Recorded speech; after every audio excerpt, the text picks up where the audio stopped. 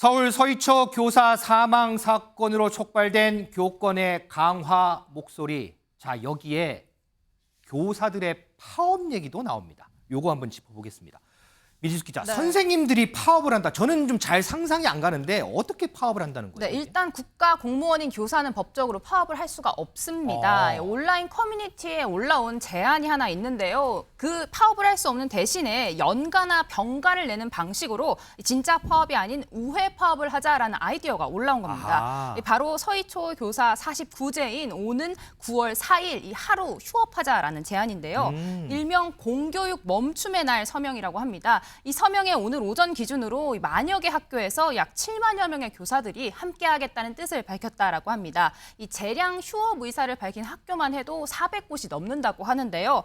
다만 이 공교육 멈춤의 날 이 운동은 국회 앞에서 집회하고 있는 단체와는 별개다라고 선을 그었습니다. 특정 교원 단체가 주도적으로 하는 게 아니라 뜻을 모은 교사들이 점조직 형태로 운동을 하고 있는 것이다 이렇게 밝혔습니다. 승전이 근데 뜻을 모은 교사들이 한 7만 8천여 명 된다고 하면 그렇지 않는 교사도 있다는 얘기인가요? 그렇죠. 사실 뭐 긍정적에 대해서 뭐 긍정적인 측면, 부정적인 측면이 다 나올 수가 있겠죠. 저는 뭐 전체로 공교육을 멈춤을 하겠다고 우회 파업을 예고하는 것, 그분들이 연가를 내거나 그분들이 병가를 내는 것, 그래서 저런 행동을 하는 것, 뭐 어떻게 보면 또 한편으로 타당성이 있겠지만 그 반대편에서는 지금 우리 저 CG에도 나오다시피 오히려 저렇게 파업하면 병가 때 파업을 하고 연가 때 파업을 하는 건 또 하나의 어떤 불법적인 우회의 모습이 보이는 거 아니냐.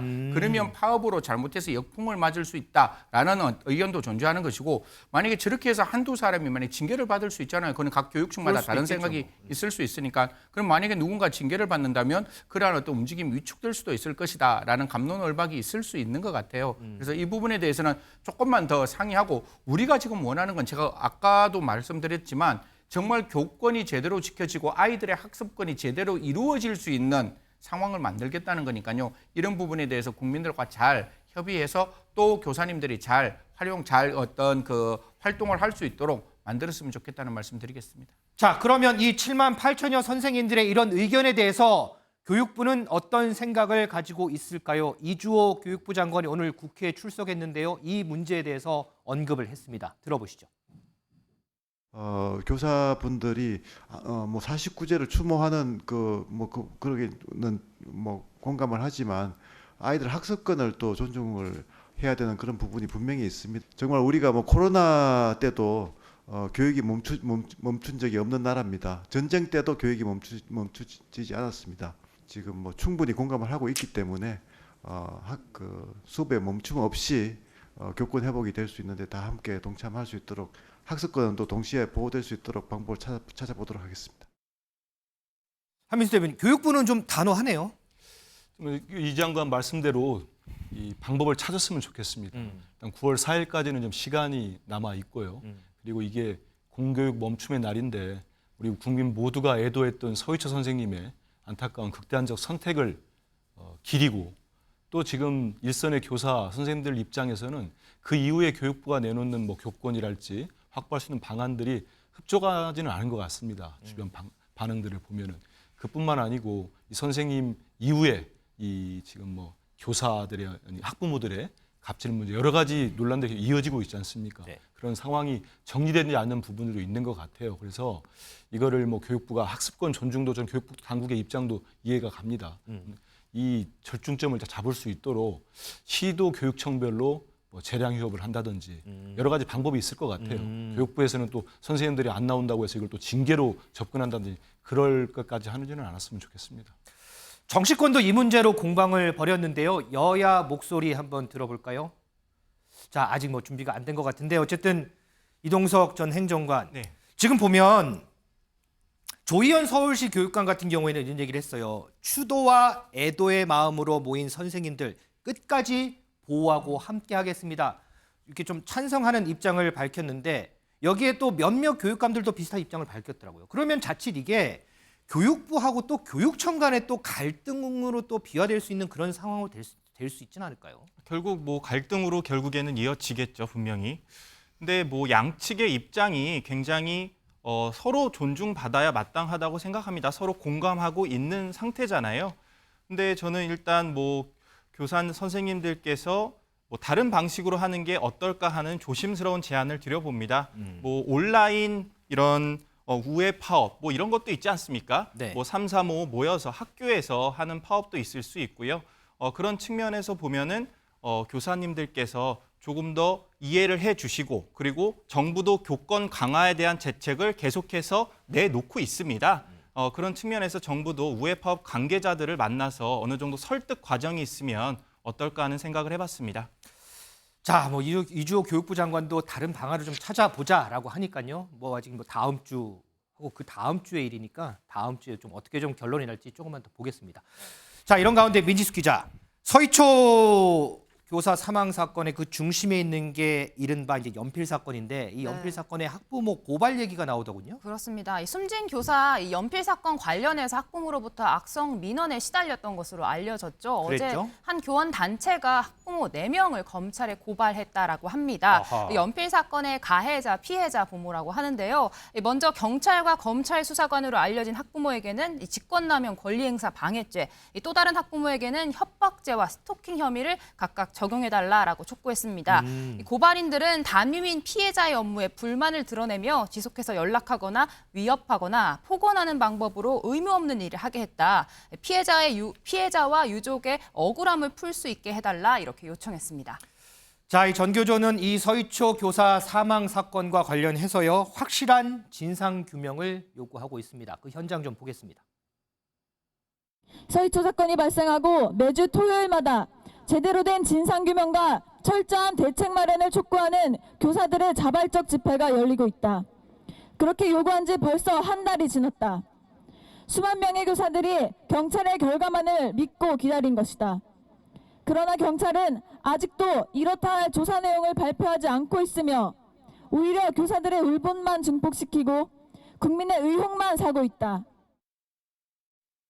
승재 의원님, 이 서희초 교사 사망 사건 관련해서 수사 어떻게 되고 있는지 좀 들으신 거 없어요? 뭐 계속 국민 여러분들이 보시기에 저번에 제가 말씀드렸다시피 아직까지 의혹이 분명히 남아 있는 듯합니다. 네. 물론 뭐 그 연필 사건의 어머니가 그 당시에 경찰이 아닐 수 없고 경찰이었고 그다음에 검찰 사무관이 아닐 수 없고 아빠였고 그렇죠. 그러면 그런 상황에서 전화하고 그런 상황에서 학교 가는 거야 어차피 뭐 있을 수 있는 일이잖아요. 제가 만약에 저희 아이가 뭐 잘못을 저질렀다 가해자다 그러면 제가 학교 찾아갈 수밖에 없는 일이고 저희 그렇죠. 집사람이 찾아가는 거니까 거기까지는 문제가 없는데 그다음에 그 가해자와 피해자 사이에서 중재를 해야 될 선생님을 학교가 보호하지 않았고 이 사건 뒤에서 들여다볼 때 경찰이 제대로 그 내용을 밝히지 않았잖아요. 지금 이 가해자의 어떤 당사자의 문제를 떠나서 왜 대한민국 국가 공권력이 이 부분에 대해서 조금 국민들의 시선에 맞게끔 수사가 진행되고 이런 상황이었다. 그래서 엄마가 그렇게 전화했고 그걸 뭐 개인 휴대폰으로 전화했고 그다음 업무폰으로 전화했고 하이톡했다. 근데 그 내용을 보니까 그런 내용이 없더라. 이게 아니라 그냥 개인 폰으로 전화한 적 없더라.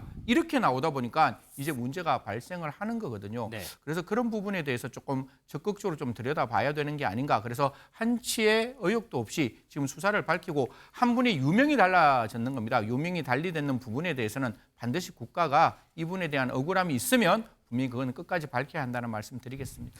이동석 전 행정관, 지금 이 사건 이후에 학부모들의 말도 안 되는 혹은 이해 안 되는 그런 민원 사례들 우리가 많이 좀 접하고 있는데 이번에 보니까 또 학부모가 교사한테 위자료를 청구한 사례까지 있더라고요. 이게 보니까. 네, 뭐 쇄골을 다친 한 아이의 학생 그러니까 어머니께서 이거를 이제 위자료를 그 선생님에게 2천만 원을 요구한 것으로 이렇게 드러났는데요. 우리 아이 다쳤으니까 위자료 달라고요? 맞습니다. 그러니까 자녀가 씨름을 하는 도중에 이렇게 다쳤으니까 네. 정신적 피해 보상을 해라 이렇게 나온 겁니다.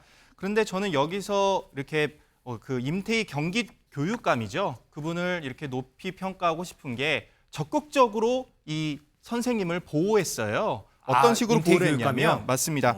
그 기자간담회에서 정상적인 교육 과정 중에 일어난 일이다. 그러면서 치료비 등 책임보험을 진행하면 되는데 그 이상을 교사에게 했다. 이렇게 밝혔거든요. 그러니까 합리적인 그런 과정에서 일어난 사고다. 이렇게 선생님을 보호한 겁니다. 저는 이런 부분을 굉장히 높게 평가하고 싶은 부분 중에 하나가 선생님이 이렇게 위자료 소송을 당했을 때 개개인으로 이렇게 전면으로 대응하기가 사실상 어렵습니다. 학교 측에서 전면에 나서서 보호해줘야 되는데 이런 교육감 자체에서 보호했다는 거는 앞으로도 계속 이런 식으로 교권 강화를 위한 교사 보호에 나서야 된다. 저는 그렇게 생각하고 있습니다. 이게 저도 이제 조금 정리를 해보면 어쨌든 이 선생님께서 학부모가 수업 중에 아이가 다쳤으니까 이 선생님에게 정신적인 피해 보상 2천만 원 위자료 소송을 했고요. 그걸 거부하니까 형사 소송을 진행을 했습니다. 그래서 거기 지역이 이제 경기도인데 그 경기도 교육청에서 경기도 교육감 임태희 교육감이 이 상황을 듣고 그때 당시 보니까 이거 정상적인 교육 활동 중에 생긴 문제였다. 그래서 이거는 기관 차원, 우리 교육청 차원에서 대응할 일이지 선생님 혼자 본인 혼자 스스로 대응할 차원이 아니다. 이런 얘기를 했습니다. 응당 이거 교육청 차원에서 대응할 일 맞잖아요. 이런 거. 하민수 대변인. 그럼요. 그게 맞는 것 같고 물론 저희들이 과거에 보도 같은 걸 보면은 학교 교사가 상식을 벗어나는 뭐 학생에 대한 체벌을 한다거나 해서 벌어지는 또 피해가 학생이 극하게 심하게 입는 사례도 있습니다. 뭐 있죠. 그런 경우에는 당연히 물론 교사가 잘못한 부분이죠. 근데 임태희 교육감 얘기대로 이건 정상적인 교육 과정이었으면 교육 당국에서 또 그거를 위해서 돼 있는 제도가 또 있더라고요. 학교 안전 공제회가 있기 때문에 거기에서 피해 보상도 할 수 있고 이건 비단 경기도 문제만은 아닐 겁니다. 그렇겠죠. 전국 시도에도 다 있기 때문에 이번 일을 계기로 선생님들이 과도하게 심리적 압박감을 받거나 지금처럼 피해 보상이라는 어마어마한 물질적인 또 압박도 받거나 이런 부분들은 교육 행정에서 당국들이 적극적으로 했으면 좋겠습니다. 자, 선생님 얘기까지 짚어봤습니다.